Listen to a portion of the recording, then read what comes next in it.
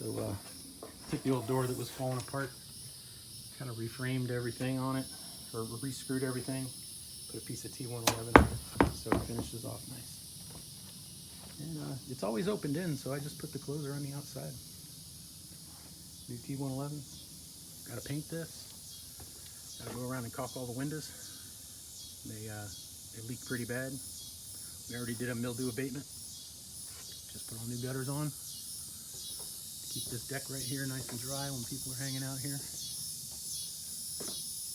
We may have some sort of an umbrella or roof right here. There is the water catchment, and it is full. That took about 10 minutes to fill. That is the pile of garbage that they left. And all that over there is the wood that we took out of the garbage, and we'll probably be able to recycle it for the homestead.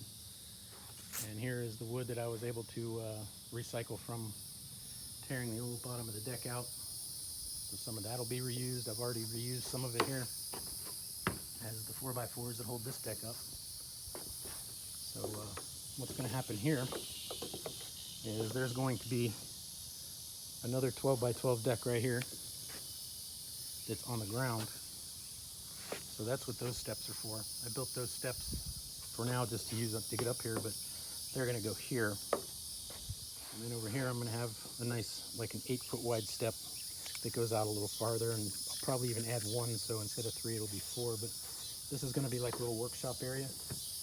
That shed that you guys see over there is going to slide across the ground, and it's going to bump to that corner and go there. And then right here, about 12 feet out, there'll be a section of fence and a section of fence, 6 foot high. And then the fence will drop down and be 3 foot high across here. It'll all be 3 foot high inside the maple tree. Go over about another 8 feet and then back into the corner of the house. And I've already got the mulch to do that. I've already got the fence. That needs to go up. This is all going to get black underlayment with cypress mulch. There's going to be a little bit of a dipping pool right here. I've already got the wood and the liner and the pump and everything to build that, so that's all paid for. That's my gift to you guys. Everybody's gonna love that. Sitting in there with a martini.